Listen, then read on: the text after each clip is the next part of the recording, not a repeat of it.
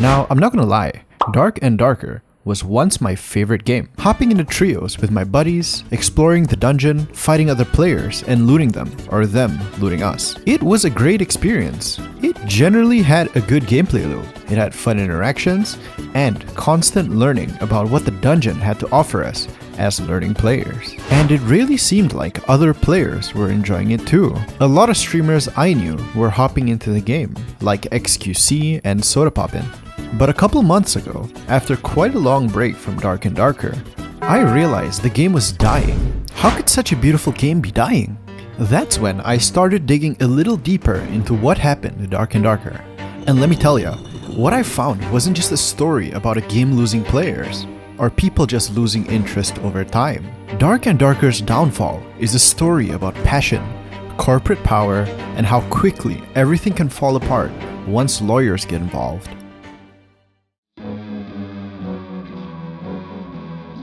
To understand what went wrong, we need to go back to where it all began. Dark and Darker didn't just appear out of nowhere. It was born from the ashes of a cancelled project and the dreams of developers who believed that they could take this cancelled concept and turn it into their own game. This story starts at Nexon, the massive South Korean gaming corporation. You might even know some of their games, from relatively recent releases like The Finals to gaming classics like MapleStory. And if those names ring a bell, you'd know that they are a behemoth of a player in the gaming space. So here's what actually happened. In the late 2010s, they were working on an internal project codenamed P3, a dungeon crawling extraction game that mixed medieval fantasy with the high stakes tension of games like Escape from Tarkov. Think of a dark, atmospheric dungeon where you delve deep for loot, but at the risk of getting ganked by other players, and the thrill of hunting other players yourself if you so choose to. Death in this game was serious. You lose all the items you had on you when you died, no exceptions. But back to the story, back in 2021, Nexon made a decision that would change everything. They decided to cancel P3. Maybe it just wasn't profitable enough, maybe it didn't fit their mobile-focused strategy, maybe they just lost faith in the vision.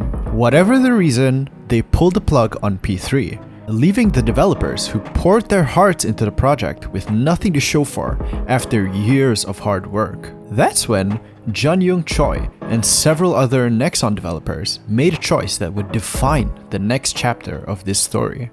Instead of moving on to another corporate job, they decided to start their own studio, and they named it Iron Mace. Their mission? To bring that cancelled vision to life, to create the game that they had so believed P3 could have been. At the time, it felt like the perfect underdog story. Talented developers breaking free from their corporate overlords to follow their passion. But little did we know, this decision would spark a legal battle that would nearly destroy everything that they were trying to build. When Dark and Darker first appeared in alpha testing, it was like nothing else on the market. The game captured something magical, the perfect blend of PvE dungeon crawling and PvP tension that made every raid feel like a high-stakes heist. I remember my first time loading into the game. The atmosphere was immediately captivating and, dare I say, creepy as fuck. Torches flickering against stone walls, the sound of your footsteps echoing through the empty corridors, and the constant underlying tension, knowing that around any corner could be a skeleton warrior, a goblin, or worse, another player ready to fight you to the death for your items. The class system was brilliant in its simplicity. Whether you were a tanky fighter charging in a battle, a wizard channeling magic missiles from the back line, or a sneaky rogue backstabbing enemies from the shadows, each class felt distinct, each with their own purpose and playstyle. The progression system felt rewarding. Every piece of gear you extracted from the dungeon was a small victory, and every successful exit from a dungeon felt like a dopamine hit that kept you coming back for more. But what really made Dark and Darker special was how it captured that old school D&D or fantasy feeling in a modern extraction format. This wasn't another battle royale or hero shooter. This was something that felt fresh, something that scratched an itch we didn't even know we had. And the community? The community response was electric. Streamers were obsessed with it. Not just the big names, but smaller creators too. The game had this organic virality. People weren't playing it because it was sponsored content or because their favorite streamer was paid to play it. They were playing it because it was genuinely fun, genuinely addictive, and an amazing stage for their own content personalities. The hype was building towards something special. Dark and Darker was positioned to be one of those breakout indie successes, the kind of game that proves you don't need a massive budget or corporate backing to create something that, well, people just love. All they needed to do now was just get through early access, polish the rough edges, and launch into a waiting market of eager players. But that's when everything, and I mean everything, started to go wrong. It was March 2023. I was scrolling through gaming news when I saw a headline that made my stomach drop. It read, "Dark and Darker removed from Steam following dispute with Nexon." At first, I thought maybe it was just some minor legal hiccup, you know? Maybe a trademark issue or some kind of bureaucratic problem that would get sorted out real quick. But oh, how I was so wrong about that. When I dug deeper into the story, I realized that this was something way more serious. Nexon wasn't just claiming trademark infringement or some minor legal technicality. Instead, they were accusing Iron Mace of stealing literally everything. Their source code, their assets, their trade secrets, essentially claiming that Dark and Darker was built on stolen property from the cancelled P3 project. The accusations were devastating. According to Nexon, Junyoung Choi and his fellow ex-employees at Nexon had taken confidential company information when they left to start Iron Mace. They claimed that Dark and Darker featured numerous identical file names to P3, and that the similarities between the games were too numerous to be coincidental. Iron Mace's response was immediate though. They maintained their innocence, arguing that any similarities were due to both games using common Unreal Engine assets and store-bought plugins that any developer could buy and get for themselves. Out of nearly 1,000 alleged matching file names, Iron Mace claimed that 950 of them were simply identical because they came from the same publicly available asset stores. But then, at first I thought this was a case of a corporate giant bullying a small company, just taking an idea that was once theirs. You know how in South Korea there are chaebols, basically a plutocracy, where the rich and powerful can bend the law to their will as they see fit. Only time could tell what would happen now that the Korean courts were involved. And whether the charges were simply the jealousy of a company that didn't like seeing its quote-unquote failed idea succeed by another studio, or whether Iron Mace had truly stolen code and assets from them. But the damage was already done. Steam had removed Dark and Darker from their platform, cutting off the game's primary distribution channel just as it was starting to build momentum. Speaking of momentum, before we continue, if this deep dive in what happens to Dark and Darker resonated with you, I'd really appreciate it if you could hit that like button and maybe consider subscribing. But yeah, back to the story. The months that followed were a slow-motion disaster. While Iron Mace fought the legal battle, Dark and Darker was stuck in limbo. The game was still available, although it was only through alternative distribution methods, like their own website. But the barrier to entry had gone from a simple Steam purchase to a complex process that casual players simply wouldn't bother with. This is when I personally started to drift away from the game. It wasn't just the inconvenience of the alternative distribution, though that was kind of part of it. It was the uncertainty hanging over everything. Every time I loaded into a dungeon, I couldn't shake the question, would this game still even exist in 6 months?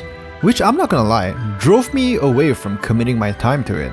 Because, well, unlike in the game where everything you lose is due to your own mistakes, this time, you could lose it all for no fault of your own.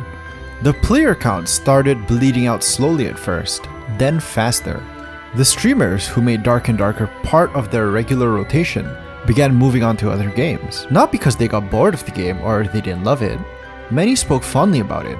It was just that streaming a game that viewers couldn't easily access just didn't make sense. It would make the game feel unreachable.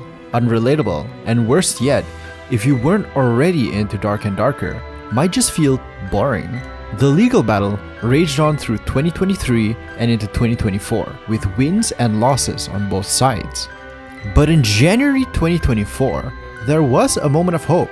A Korean court dismissed Nexon's preliminary injunction, ruling that Dark and Darker cannot be considered an infringement of Nexon's copyright or trade secret. The community celebrated, thinking this might be the end of it, but legal battles are rarely ever this simple.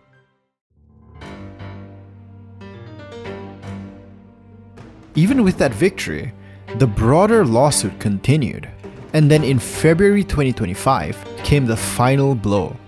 While the court ruled that Iron Mace hadn't committed copyright infringement, they backtracked on their earlier ruling and stated that they had instead committed trade secret infringement. Basically, corporate espionage. They were ordered to pay the equivalent of nearly $6 million for this. $6 million. For a small indie studio, that might as well be a death sentence. Today, Dark and Darker still exists, but it's a shadow of what it once was. The game went free to play on Steam in June 2024, and while that brought back some players and attention back to the game, the numbers tell us, well, a darker story. According to recent data, the game currently has about 3,000 to 5,000 concurrent players, which is 96% lower than its peak of over 57,000 players. But here's where the story gets even more depressing. The game was pretty active up to May 2025, but in 1 month, the concurrent player base halved, and has continued to halve over the next few months. It wasn't just legal troubles that killed the game. This time, the developers themselves, especially the lead developer, SDF, seemed determined to alienate his own community with a series of baffling decisions. Oh boy, where do I even start with this guy? Okay, the first issue was the game going into free-to-play. It was a disaster from a community perspective. Players complained that the free version severely limited access to basic gear, making the game much harder to play, essentially creating a two-tiered system where free players felt like second-class citizens in their own dungeons. But the most controversial decision came when SDF decided to remove solo and duo queues entirely. This was the final nail in the coffin. Sometime in May, after 3 years of solos and duos, the lead developer, SDF, decided he wanted to outright remove these two modes from the game. The game became exclusively trio queue, despite having a large amount of the player base being solos and duos. Think about how insane this decision was. Players were asking, why remove two matchmaking queues that make the game accessible to play with varied amounts of friends? They also mentioned that forcing it to trios only is only good for your backend servers because of the less servers needed, because it only needed to think about one matchmaking pool. But what about the players? And accessibility? The community reaction was immediate, and players were furious. Players who had been enjoying the game solo or with one friend suddenly found themselves forced to either play it with a rando or face coordinated 3-player squads alone. As one player put it, having to play it with 1 or 2 randoms is completely out of the question. This game is meant to be enjoyed alone, with one friend or with 2. Why take 66% of these options away? The community started targeting SDF specifically, with players calling out his apparent disregard for player feedback. The Steam discussions became filled with posts like, SDF is too afraid to admit his vision isn't a good one, and players asking him to just admit that he messed up. But SDF doubled down. In a Discord announcement, he stated, over the past few weeks, I've been thinking deeply about the current state and future of Dark and Darker, and have decided to completely change the direction of the game towards my original vision.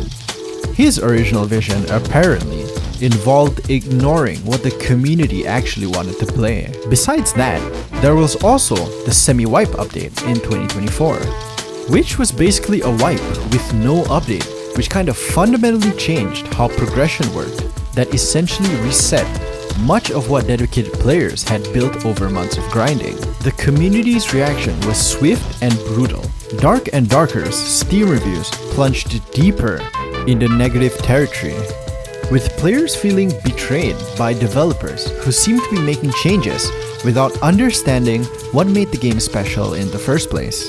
The developer response was equally telling. SDF was forced to apologize for its extreme approach to problem solving and acknowledged that there had been inconsistent decisions and shallow responses to feedback.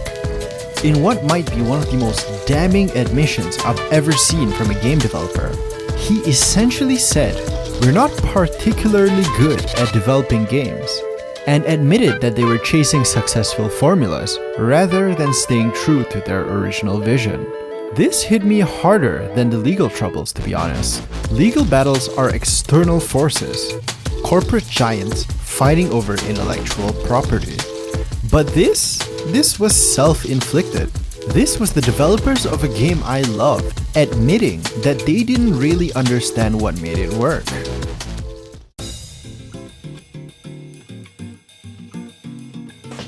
The game that once felt like it could revolutionize the extraction shooter genre now struggles to fill servers.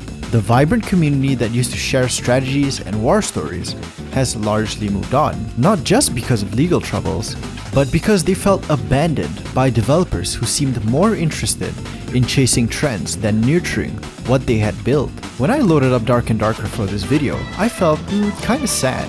The game itself still has the core mechanics that made me fall in love with it, but everything around those mechanics feels wrong. The sense of discovery, the vibrant community, the feeling that you are part of something special, building towards something bigger, all of that has been replaced by the bitter taste of what could have been.